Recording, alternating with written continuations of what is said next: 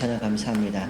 우리 말씀을 듣기 전에 우리 지난주에 나눠드렸던 가이드북 맨 뒤에 보면 우리 천산 공동체 고백이 있습니다. 우리 앞에 또 자막으로도 띄워드릴 텐데요. 우리 함께 우리 믿음의 고백들을 하고 같이 말씀을 나누도록 하겠습니다. 우리는 세상으로부터라고 시작되어졌는데 우리 같이 한 목소리로 우리 천산 공동체 고백을 고백하고 말씀을 듣겠습니다. 시작. 우리는 세상으로부터 부름받은 하나님의 공동체입니다. 또한 세상으로 보냄받은 그리스도의 제자입니다. 보냄받은 소명자로서 하나님을 기쁘게 찬양하는 성령 충만한 예배자가 되겠습니다. 진리를 배우고 수호하는 은혜에 비친 훈련자가 되겠습니다. 땅끝까지 복음을 전파하는 전도자가 되겠습니다. 이웃의 아픔을 함께하는 치유자가 되겠습니다. 온 성도가 하나 되는 화해자가 되겠습니다. 사회적 책임을 다하는 소명자가 되겠습니다. 그리하여 주의 나라가 이 땅에 임하며 하나님을 영화롭게 하는 천산의 공동체가 되겠습니다. 아멘. 네, 오늘로 이제 생명의 공동체를 세우는 40일 캠페인이 시작되는 첫 주일입니다. 우리 옆에 분에게 이렇게 한번 질문을 던지셨으면 좋겠어요. 당신은 성령 충만한 예배자로 살고 계십니까? 이렇게 질문하겠습니다.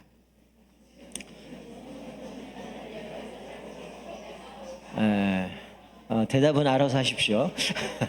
제가 1부 때는 스스로에게 질문을 던지겠습니다 했더니 자극이 안 되더라고요. 그래서 제가 2부, 3부 때는 좀 옆에 분이 질문하면 좀 뜨끔하지 않을까. 그래서 일부러 질문을 좀 하라고 그랬는데, 여러분, 사람은 이 땅에 태어나서 여러 가지 질문들을 가지고 살아갑니다. 근본적인 질문들이 있죠. 내가 어디서 왔는가? 내가 무엇을 위해 살아가는가? 어디로 가는가? 이 세 가지의 질문은 누구나 다 가지고 있어요. 이 질문에 대답을 하기 위해서 오만 사람들이 고민하고 여러 가지 책도 쓰고 하지만 어떤 전형적인 또 정확한 답을 제공하지 않습니다. 과학이라고 할 때는 뭔가 이게 검증이 되고 결과가 나와야 과학적으로 옳다라고 얘기하기 때문에 사실은 사람이 태어나기 전에 존재한 사람도 없고 죽음 이후에 살아본 사람도 없기 때문에 어디서 왔는지 죽고 어디로 가는지 과학으로는 불가능하죠. 또 아무리 우리의 이성, 철학으로 그것들을 답을 얻으려고 해보지만 사람마다 생각들이 다 다르기 때문에 정확한 진리를 발견할 수 없다는 거예요. 자, 그런데 성경은 어떻습니까? 창세기 1장 1절에 보면 태초에 하나님의 천지를 창조하셨느니라. 즉 인간이 어디서부터 왔고 무엇을 위해 살아가고 또 어떻게 우리가 살아갈 뿐만이 아니라 어디로 가는지 분명히 성경이 말씀하죠. 자, 성경은 우리를 어떻게 얘기하느냐? 하나님을 예배하는 자로 창조했다라고 말씀합니다. 이사야 43장 7절에 내가 내 영광을 위하여 창조한 자를 오게 하라. 그를 내가 지었고 그를 내가 만들었느니라. 즉 이 말씀 무슨 얘기입니까? 하나님이 우리를 창조하셨는데 내 영광을 위하여, 즉 하나님을 예배하도록 우리를 창조하셨다라는 거예요. 그런데 인간은 어때요? 자신이 스스로 신의 위치까지 올라가기 위해서 선악을 결정하는 자리로 가기 위해 교만해집니다. 그리고 타락하죠. 그런데 하나님은 우리를 포기하지 않으시고 예수 그리스도 이 땅에 보내주셔서 십자가의 구속으로 우리를 하나님의 자녀로 구원받은 존재가 되었다는 거죠. 하나님이 우리를 구원하신 목적이 무엇입니까? 창조하신 목적이 뭐예요? 동일하다는 거예요. 우리를 창조하신 목적도 우리를 구원하신 목적도 하나님께 영광 돌리고 하나님을 기뻐하고 하나님을 예배하도록 우리를 부르셨다라는 거죠. 그러니까 사실 우리가 영적인 눈이 뜨이지 않으면 우리가 어디서 왔는지 무엇을 위해 살아가는지 어디로 가는지 답을 이야기할 수 없어요.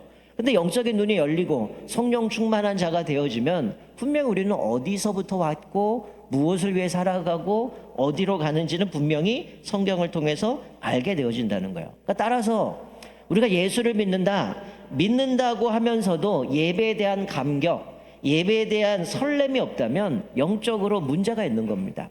여러분, 지금은 날씨가 25도, 26도 이렇게까지 올라가는데 얼마 전까지만 해도 감기 때문에 많은 사람들 고민해서 저도 감기 때문에 병원 가서 코로나 검사도 몇 번씩 했는데, 여러분 요 증상이 코로나의 증상과 비슷한데 코로나는 아니고 검사에도 안 나와서 변형이 아니냐 이런 얘기를 하는데, 아프면 제일 먼저 등장하는 증상이 뭐냐면 밥맛이 떨어져요. 입맛이 없습니다. 무슨 맛인지 잘 몰라요. 그러면 내가 봤을 때 내가 뭔가 병들었구나, 뭐가 문제가 있구나 아는 것처럼 우리가 영적으로 병들면 제일 먼저 찾아오는 게 뭐냐? 예배에 대한 갈증이 없어져요. 예배에 대한 사모함, 예배에 대한 소중함들을 잃어버리게 되어진다는 거죠. 그러니까 많은 분들이 때로는 영적으로 지쳐있다, 뭔가 좀 내가 좀 다운이 됐다, 그래서 좀 쉬겠다라고 하는 분들이 내리는 결론이 뭐냐면, 진단이 뭐냐면 교회 가지 않는 겁니다. 그러면 내가 좀 시원해지고 뭔가 좀 편해지고 생각하지만, 여러분 우리가 좀 영혼이 뭔가 병들어 있고 이랬을 때 그거를 회복할 수 있는 유일한 비결은 하나님 앞에 예배하는 거예요. 그거 외에는 답이 없습니다. 비록 우리 영혼이 지친 상태에 있더라도 예배를 제대로 드리면 하나님이 우리의 영혼을 회복시켜 주신다는 거죠. 여러분, 예수님이 십자가를 지신 이유가 뭐예요? 궁극적인 불순종하는 자들을 구원하시는 거지만 결국은 그들을 통해서 예배자를 만드셔 하나님을 예배하게 만드신다라는 거죠. 여러분, 혹시 여러분의 신앙생활이 무기력합니까? 그러면 스스로에게 끊임없이 질문을 던지셔야 돼요. 나는 진정한 예배자로 살아가고 있는가? 나는 성령 충만한 예배자로 살고 있는가? 우리가 오늘 드려지는 예배 처음 시작할 때 예배로 초청하죠. 그리고 참회의 기도를 합니다. 우리가 눈을 감고 한 주간을 돌아보면서 나를 성찰하고 주님 앞에 회개하죠. 그리고 회중 찬송을 통해서 또 찬양대와 함께 하나님의 임재를 경험하고 주님을 찬양합니다. 그리고 설교 말씀을 통해서 오늘 하나님께서 나에게 주신 말씀을 또 깨닫고, 또 하나님이 나에게 딱 필요한 말씀을 준비하셨구나, 그것을 통해서 하나님이 우리에게 복을 내리는 걸 깨닫게 되어지는 거죠. 오늘 이 자리에 예배드린 우리 모두가 하나님의 거룩하심, 하나님의 뜻과 사명을 확인하는 예배가 되기를 주님의 이름으로 축원드립니다. 자, 오늘 본문을 보면 36절에 시몬이라고 하는 바리새인이 등장해요. 여러분들 시몬 하면 누가 떠올라요? 네, 이렇게 가면 안 되는 거죠. 근데 우리의 머릿속엔 다 베드로만 있어요. 시몬은 쉽게 얘기하면 우리나라 뭐 국어책에 나오면 남자는 철수, 여자는 영이 나오듯이 흔한 이름 중에 하나입니다. 이 바리새인의 이름이 시몬이에요. 자, 이 시몬이라는 사람이 예수님을 초대합니다. 예수님, 저희 집에 와서 저랑 같이 식사합시다. 그래서 예수님께 자기 집으로 오시도록 초청을 해요. 37절에 보니까 그 동네에 죄를 지은 한 여자가 있습니다. 이 본문에 나오는 이 여인과 여러분 요한복음 12장에 나오는 여인하고 똑같은 사람을 보시면 안 돼요. 요한복음 12장에 마리아가 예수님께 향유를 붓는 사건하고 오늘 본문은 다른 내용입니다. 연결시키면 안 돼요. 똑같은 사건이 아닙니다. 여기 이름도 등장하지 않는 죄를 지은 여자입니다. 이 여인이 예수님이 바리새인의 집에 계심을 듣고 찾아와요. 그래서 38절에 예수의 뒤로 그 발의 곁에 서서 울며 눈물로 그 발을 적시고 자기 머리털로 닦고 그 발에 입 맞추고 향유를 부었다, 이렇게 말씀합니다. 여러분, 저는 이 말씀을 보면서 사실은 우리가 문자적으로 보면 예수님 뒤에 와서 조용히 눈물을 흘리고 예수님의 발을 머리털로 닦고 향유를 부었구나, 이 정도로 생각하겠지만 이 말씀을 가만히 생각하면서 이미지를 그리셔야 돼요. 우리가 예수님 앞에 나와서 울며 예배 드리는 모습과 흡사한 모습인 거죠. 뭐냐면 이 여인이 예수님이 바리새인 시몬의 집에 계시다는 걸 알고 찾아갑니다. 그리고 예수님 등 뒤에 가게 되는데 순간 예수님의 사랑이 너무 큰 거예요. 그게 너무나 벅차 오르는 거죠. 그래서 자기도 모르게 눈물을 흘리기 시작하는데 그게 예수님 발 위에 떨어진 겁니다. 그러니 여인이 놀라서 자기의 머리카락으로 예수님의 발을 닦아주는 거죠. 그런데 지금 이 장면에서 이 바리새인은 어떻습니까? 시몬이라는 사람, 정작 예수님을 초대했지만 주인으로서의 합당한 예의를 갖추지 않았어요. 44절부터 46절에 보면 뭐라고 말씀합니까? 예수님이 너는 나에게 입 맞추지도 않았고 나에게 발을 씻을 물도 주지 않았고 머리에 감람유도 붓지 않았다. 이 감람유는 흔한 기름인데 사람들이 햇볕에 뜨겁게 다니는 사람이었기 때문에 보통 손님이 오면 머리에다 기름을 부었다고 얘기하는데 지금 예수님은 그런 거, 너는 나에게 주인으로서 합당한 예의를 갖추지 않았다. 입맞춤도 없었고 발 씻을 물도 주지 않았고 머리에 감람유도 붓지 않았다라고 얘기를 하는 거죠. 여러분, 여기서 우리가 깨닫는 게 뭘까요?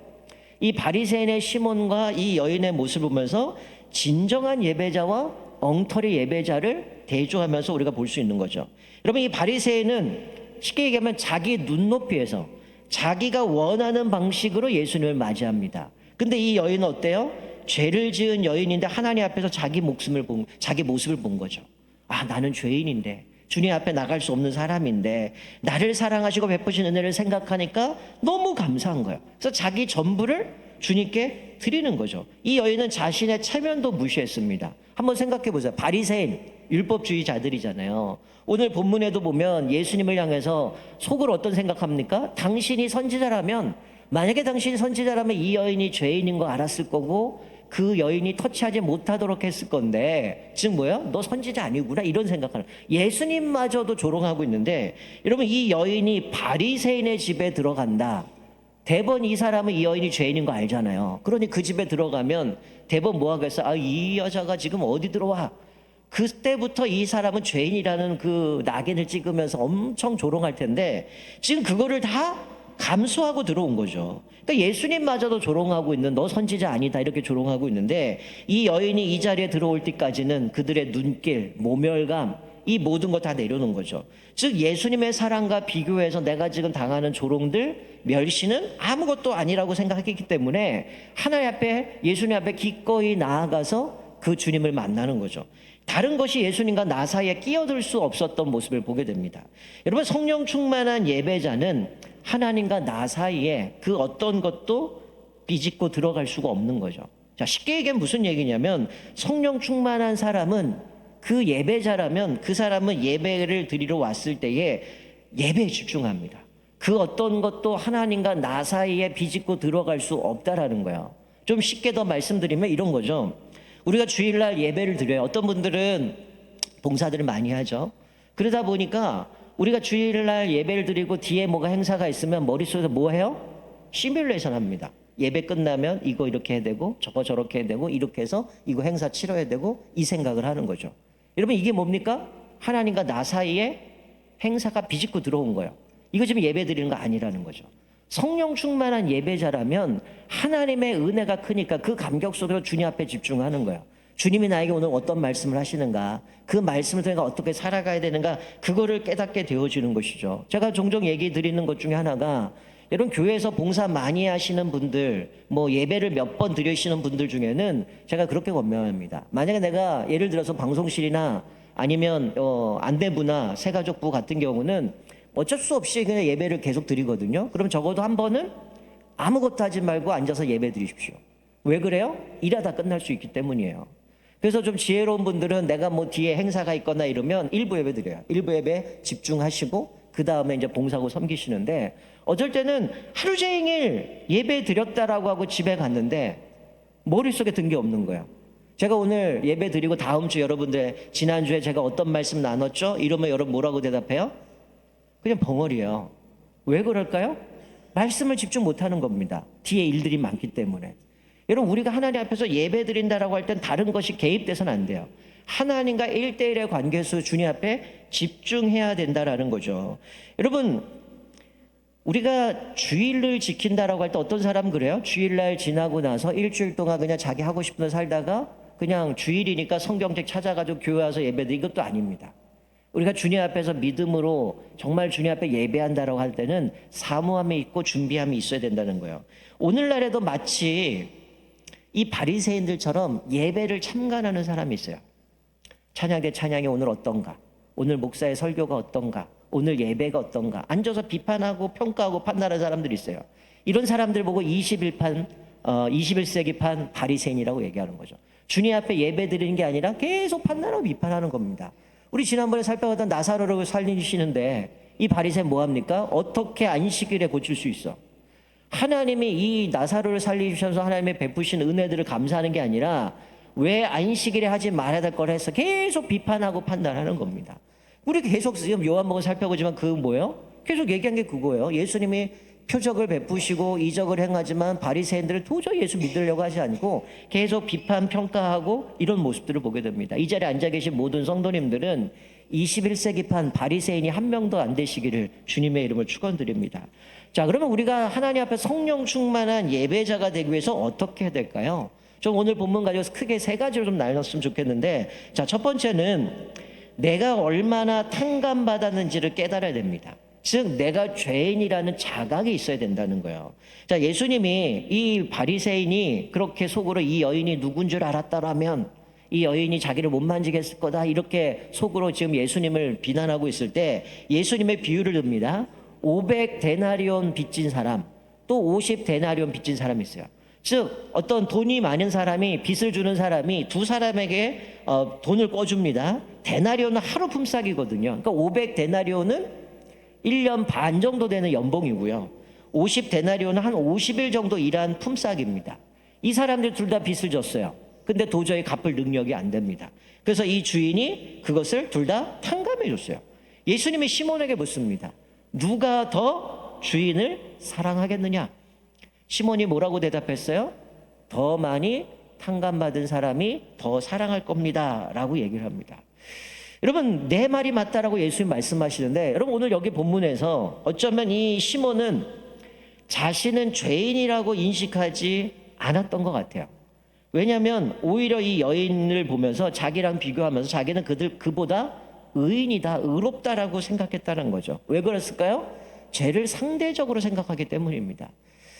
여러분, 제가 최근에 그 유튜브에서 어느 목사님의 설교를 잠깐 봤는데, 보다가 이제 제가 꺼버렸는데, 그분이 그런 얘기를 하더라고요. 이제 쇼츠긴 한데 그런 얘기를 해요. 하나님이 가장 싫어하는 죄가 뭔 줄 아느냐? 그래서 그분 표현에 의하면 하나님은 교만을 가장 싫어한다. 그래서 최고의 죄가 교만이다, 이렇게 얘기를 해요. 여러분, 그럼 하나님이 최고로 싫어하는 죄가 있고 덜 싫어하는 죄가 있습니까? 아니죠. 더 웃긴 게 있긴 해요. 여러분, 우리는 늘 하나님 앞에서 용서받아야 될 죄인이고요. 이미 용서받은 죄인이라는 거예요. 만약에 지금 그분이 얘기했던 것처럼 누구는 이 죄를 졌으니까 이 사람은 가장 나쁜 죄를 진 거고, 이거는 덜 지를 죄를 진 거다라고 생각하면 어떻게 되는 거예요? 상대적으로 어떻게 돼요? 나는 저거 안 졌으니 저 사람은 더 나쁜 놈이고 나는 쟤보다 의롭다는 거예요. 이거 자체가 뭐예요? 교만인 거죠. 여러분, 하나님 앞에서 우리가 작은 죄, 큰 죄가 어디 있습니까? 똑같이 죄인이죠. 성경은 뭐라고 합니까? 허물과 죄로 이미 죽었다. 진노의 자식이다. 마귀의 종노릇 하고 이미 우리는 죽음이다라고 말씀하거든요. 바리새인이 그런 거예요. 상대적으로 생각하니까 저 여인은 벌 받아서 마땅한 사람이고 난 쟤보다 덜하니까 나는 의롭다 생각한 거죠. 그러니까 바리새인은 자기는 그런 용서가 필요 없다라고 생각하는 거예요. 그래서 예수님 보고 저 여인이 죄인인데 그걸 알았다면 그 사람이 자기를 지금 건들지 못하고 이렇게 발을 닦는 거 못하지 않겠나? 예수님마저 인정하는 거죠. 그러니까 이 바리새인은 잘못된 자기 인식, 잘못된 자기 믿음을 가지고 자기는 저보다 의롭다라고 생각 가운데 우월의식을 살아가는 거죠. 반면에 여인은 어떻습니까? 자기가 용서받은 감격이 너무 크니까 펑펑 울며 눈물을 흘리며 자기 머리털로 예수님의 발을 닦으면서 예수님을 예배하는 거죠. 우리가 얼마나 크게 용서받았는지, 또 우리가 얼마나 큰 사랑을 받은 죄인인지를 깨닫고 날마다 주님께 감사와 감격 가운데 예배드리시기를 주님의 이름으로 축원드립니다. 여러분, 이 은혜를 아는 사람과 은혜를 알지 못하는 사람을 이렇게 표현합니다. 이 은혜를 아는 사람을 예배자라고 얘기하는 거고요. 이 은혜를 알지 못하는 사람을 종교인이라고 얘기하는 겁니다. 제가 몇 번 얘기를 설교 때마다 얘기하지만, 여러분, 우리가 예배를 왜 드려요? 하나님이 우리에게 베푸신 은혜가 크기 때문에 예배 드리는 거예요. 그러니 우리가 주님 앞에 나오는 건 뭡니까? 하나님이 나에게 주시는 은혜, 나를 돌보시는 은혜, 나를 허물과 죄로 죽었다 오늘 살리신 하나님의 은혜 때문에 감격 가운데 주님 앞에 나오니까 예배자로 살아가는 거예요. 근데 이 은혜가 없다, 감격이 없다, 어떻게 할까요? 내가 오늘 예배 드리면, 내가 봉사하면, 헌금하면 그 대가로 뭔가 더 내가 하나님께서 복을 받겠지. 이건 뭡니까? 자기 욕망과 소원을 채우려고 하는 샤머니즘이에요. 그런 사람들 종교인이라고 얘기를 하는 겁니다. 자, 두 번째로 우리가 성령 충만한 자가 되기 위해서 어떻게 될까요? 거룩한 낭비를 해야 된다는 거죠. 여러분, 이 여인이 고귀하고 비싼 향유를 예수님께 드렸습니다. 물론 그게 어떤지는 요한복음에는 다른 본문이지만 거기는 300데나리오 되는 나드 한 옥합 되어 있지만 오늘 본문에서는 그냥 향유 이렇게만 되어 있어요. 근데 아마 제가 볼 때는 아마 비슷한 것 아니었을까 싶은데 이 여인이 고귀한 향유를 예수님께 부어드렸어요. 왜냐하면 보통은 감람유를 붓는데 그게 아니고 향유라고 하니까 값진 걸 드린 겁니다. 자, 예수님을 향한 자신의 지극한 사랑을 이것으로 표현한 겁니다.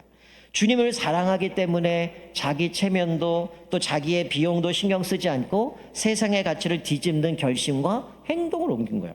여러분, 남이 볼 때는 어떤 사람이었을까요? 정신 나간 사람이었을 겁니다. 그 비싼 거. 여러분, 요한복음에 보면 마리아가 예수님께 향유를 붓잖아요. 머리에 향유를 붓잖아요. 그때 가룟 유다가 뭐라고 해야 합니까? 왜 그 비싼 거를 그걸 낭비하느냐? 300데나리온이나 되는 돈을 왜 낭비하느냐? 차라리 가난한 사람에게 주었더라면 이렇게 얘기하잖아요. 그런데 가룟 유다의 마음 뭐였습니까? 성경은 그는 도둑놈이다. 성전에 헌금괴를 맡은 사람이다. 마리아가 그거 넣었다면 어떻게 했을까? 그거 내 돈이거든요. 돈이 아까운 거예요. 왜 낭비하느냐라고 얘기하는데 지금 예수님 앞에 이렇게 향유를 부었던 이 여인은 이름도 등장하지 않아요. 근데 그 여인을 향해서 왜 낭비하느냐 이런 분위기잖아요. 근데 여러분 이게 왜 낭비합니까? 주님의 사랑이 크기 때문에 거룩한 낭비를 한 거죠. 인간의 계산으로 되지 않는 겁니다.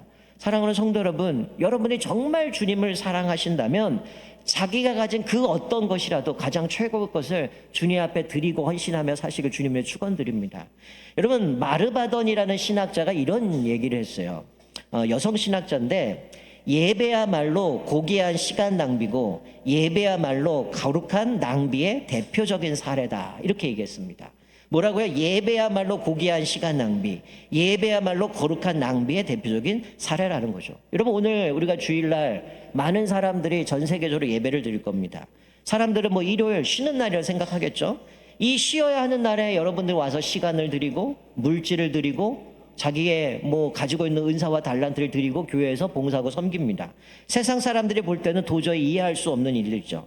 이렇게 간절한 마음으로 주님 앞에 나와서 봉사하는 걸 보면 사람들이 이해 못할 겁니다. 비효율적이고 비생산적이고 이거는 아무 의미가 없다고 얘기할 거예요. 왜냐하면 그들이 생각할 때에 일요일 쉬는 날인데 고3이라면 내가 독서실 가서 공부하면 성적 오를 거고 내가 돈을 버는 사람이면 사업장 열어갖고 오늘 장사하면 돈 더 벌 거고 또 내가 집에서 오늘 푹 쉬면 몸이 재충전돼서 내일부터 효과적으로 일을 할 텐데 지금 이 하루를 이렇게 허비하는 모습을 보면 사람들이 이해를 못할 거예요. 그러나 예배라는 게 뭡니까? 이 땅의 피조물이 창조주신 하나님이 우리의 주인이심을 선포하고 고백하는 게 예배예요. 예배라는 건 하나님께 가치를 올려드리는 겁니다. 그분의 주인 되심을 고백하는 것이죠. 그래서 우리가 물질의 주인, 시간의 주인, 우리의 생명의 주인이심을 고백하고 우리는 청지기로서의 삶을 통하여 하나님 앞에 예배자로 살아가는 거죠.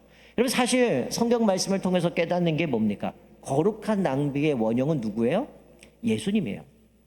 여러분 도대체 우리가 뭐길래 예수님이 우리를 위하여 신이신 그분이 인간의 모습을 이 땅에 성육신합니까? 그것도 이 땅에 와서 조롱받고 무시당하고 십자가에서 저주를 받으셔서 죽으셨는데 뭐하러 그렇게 합니까? 이것만큼 거룩한 낭비가 어디 있겠어요? 굳이 그렇게 할 필요 있나요? 신이신데 우리 뭐 영화에 보이는 것처럼 그냥 손가락 딱 하면 다 구원받고 회개하고 이러면 끝날 거 아니에요. 그런데 왜 예수님이 인간의 모습으로 죄인의 모습, 죄는 없지만 죄인의 모습으로 십자가에서 고난당하시고 죽으시고 그 일을 해야 되냐고요. 우리를 사랑하셨기 때문에 기꺼이 자신의 모든 것을 다 우리에게 내어주신 거죠. 그러니 우리가 주님께 무엇을 드리느라 아깝겠습니까? 자신의 생명과 맞바꾼 인생이고 그분 때문에 우리가 구원받은 건데 어떤 것과 비교할 수 있겠습니까? 자, 마지막으로 우리가 하나님 앞에서 성령 충만한 그리스도로 살아가기 위해서는 자신의 삶을 거룩한 산 제사로 드려야 됩니다. 자, 오늘 예수님은 이 여인에게 뭐라고 말씀하셨어요? 뇌 죄사함을 받았느니라. 믿음이 너를 구원하였으니 평안히 가라 라고 말씀하시죠. 죄사함 받았어요. 그리고 내가 구원받았습니다. 평안히 집으로 돌아갔어요. 그럼 어떻게 살아야 돼요? 나를 죄사함 받고 구원해 주신 그분을 위해서 기쁨이 되는 인생을 살아야 되는 거죠. 쉽게 얘기하면 다시는 죄를 짓지 말아야 되고 우리식으로 표현하면 하나님과 동행하며 날마다 성령 충만한 삶을 살아야 되는 거죠. 평안히 집으로 돌아가라 한다면 집으로 돌아가서 어떤 삶을 살아야 되는 건가요? 여러분 우리가 주일날 예배를 드리지만 많은 성도들이 쉽게 얘기하면 주일날 하루 만에 그리스도를 살아가는 분이 너무 많아요. 우리가 지금 드려지는 예배를 공적인 예배라고 얘기합니다.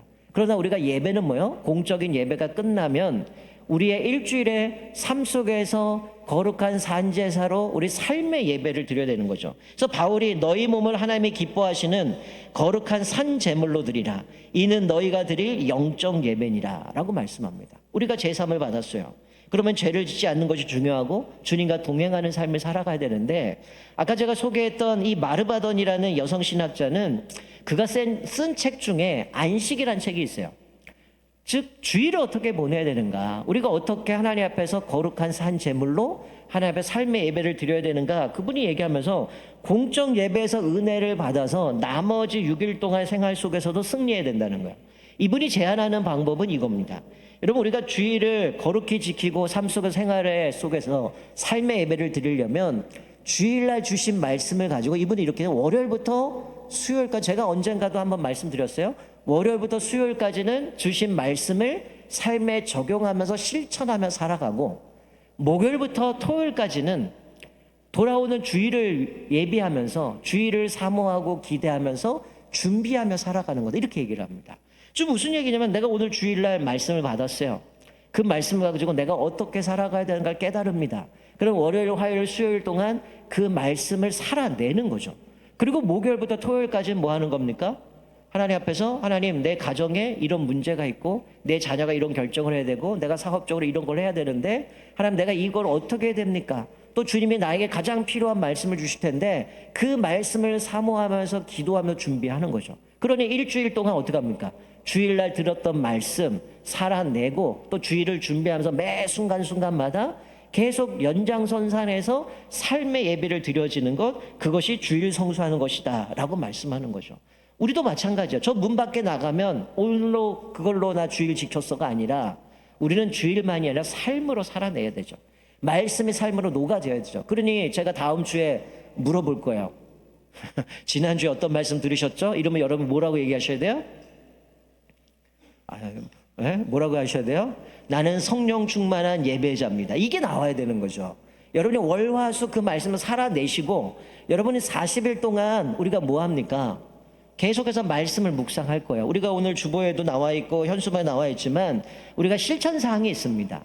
먼저 준비된 예배자로 사는 거죠. 이건 뭡니까? 지난주에 분명히 말씀드렸어요. 이제 우리 한 주간 지나가면 주일부터 캠페인 시작되는데 주일을 준비하십시오. 10분 전 오시고 헌금도 준비하시고 말씀도 찾으시고, 이거 하라고 그랬는데 그렇게 하셨습니까?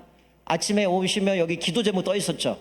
뭐 하라고요? 기도하라고. 저를 위해서 기도하고 예배를 위해서 기도하고 헌금도 찾아 놓으시고, 헌금 시간 되면 지갑 찾는 게 아니고 헌금도 미리 찾으시고 성경 말씀도 미리 읽고, 하나님이 나에게 오늘 어떤 마음을 주실까, 어떤 말씀일까 사모하는 거죠.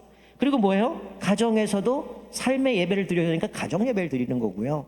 특별히 온 가족 새벽 기도를 통해서 함께 말씀을 가지고 주님 앞에 예배 드리는 겁니다. 그리고 오늘 오후 소그룹 예배, 당분간은 소그룹 예배 진행되지만 오늘 배운 말씀을 가지고 내가 삶 속에 어떻게 실천하겠는가, 어떻게 적용할 걸 같이 나누는 겁니다. 나는 이렇게 적용할 건데 이분은 또 이런 방식으로 적용하는 것을, 거기서 또 부스러기 은혜를 받게 되고 그걸 통해 또 풍성한 은혜를 나누는 거죠. 그러니까 여러분, 옛날 같으면 제가 뭐 했을까요? 40일 동안 특세입니다, 한 번도 빠짐없이 나오세요 이랬을 텐데, 이분은 캠페인가 그렇게 안 해요. 할 수만 있으면 여러분들이 새벽에도 나오시고, 또 출근이나 이런 것들 상황이 안 되면 뭐 10시쯤에 문자로 보낼 테니까 새벽에 나눴던 말씀들을 묵상할 겁니다. 여러분, 오늘 유치부부터 청년부까지 어떤 말씀 나눌까요? 예배에 대한 말씀 나눠요. 이번 한 주간 동안 새벽에 어떤 말씀 나눌까요? 예배에 대한 말씀 나눕니다. 요 주일날 주제를 한 시간 동안 묵상하면서 살아내는 겁니다. 여러분, 한 주간 동안 우리가 오늘 드린 말씀처럼 하나님 앞에서 이 바리새인처럼 예배를 평가하고 비판하고 참관자가 아니라 성령 충만한 예배자가 됐으면 좋겠어요. 하나님의 은혜가 너무 크니까 기꺼이 나에게 주신 모든 걸 하나님 앞에 드려지는 거고, 또 하나님 앞에서 그 감격 속에 살아가는데, 내가 영적으로 무뎌있다, 예배에 감격이 없다, 사모함이 없다, 내가 지금 병들어 있다는 거야. 그러면 더 집중해서 주님 앞에 예배 드리셔야 돼요. 그때 하나님 우리를 회복하시고 성령 충만한 예배자로 살아갑니다. 여러분, 여기 보면 6주 주제가 다 다르죠. 제가 지난주에 뭐라 그랬어요? 우리 핵심은 뭐라 그랬어요? 성령 충만한 예배자. 이게 해결돼야 뒤에가 연결이 되어지는 겁니다. 여러분, 내가 예배자가 아닌데 하나님의 말씀이 갑자기 읽고 싶고 순종하고 싶고 양육 들어오고 싶어요? 아니죠. 내가 예배자로 섰을 때 하나님의 은혜가 크니까 더 알고 싶은 거예요. 그러니 양육이 들어가는 거고, 양육을 통해서 내가 어떤 삶을 살아가 또 깨달으니까 어떻게 해요? 저 죽어가는 영을 보니까 내가 복음을 전해야 되는 거야. 그러니 당연히 복음을 들고 담대히 나갈 수 있는 거죠. 그러니까 예배자가 분명하게 섰을 때 나머지 뒤에 나오는 주제들은 우리의 삶 속에서 열매들로 맺어가는 겁니다. 특별히 오늘 말씀을 기억하시면서 한 주간 동안 내가 어떻게 하면 성령 충만한 자로 살아갈 건가, 성령 충만한 예배자로 살아갈 거 생각하시고, 또 한 주간 동안에는 여러분 뭐 유행가 뭐 이런 거 좀 덜 들으시고 하나님 말씀을 사모하시고 또 복음적인 또 찬양들을 좀 묵상하시면서 하나님 앞에 좀 예배자로 살아갔으면 좋겠어요. 그래서 다음 주에 왔을 때 하나님, 제가 일주일 동안 정말 하나님 앞에 성령 충만한 예배자로 살려고 부단히 노력했습니다. 하나님 이렇게 살려고 들었습니다. 그리고 하나님 앞에 고백했으면 좋겠고요. 또 그렇게 하다가 우리가 아직 연약하게 돼 실수할 수 있어요. 또 못할 수도 있어요. 하나님, 내가 그래도 해보려고 했는데 아직 연약합니다. 하나님, 나를 붙들어 주셔서 주님 원하신 모습으로 성장하게 해주세요. 성숙되게 해주세요. 그렇게 기도하면서 우리가 조금씩 바뀌어갔으면 좋겠어요. 그래서 이 6주 기간 40일 동안 계속해서 말씀을 묵상을 통해서 우리가 어떻게 거룩한 산제사로 드려질 것인가, 또 하나님 앞에서 성령 충만한 예배자로 살아갈 것인가, 그래서 우리가 성숙된 그리스도인으로 또 우리가 소명자로 주님 앞에 살아갈 것인가, 또 이 기간을 통하여 우리를 다시 한번 돌아보면서 또 하나님 앞에 기쁨이 되어지는 저와 여러분 되시기를 주님의 이름으로 축원드립니다. 아멘. 우리 지난번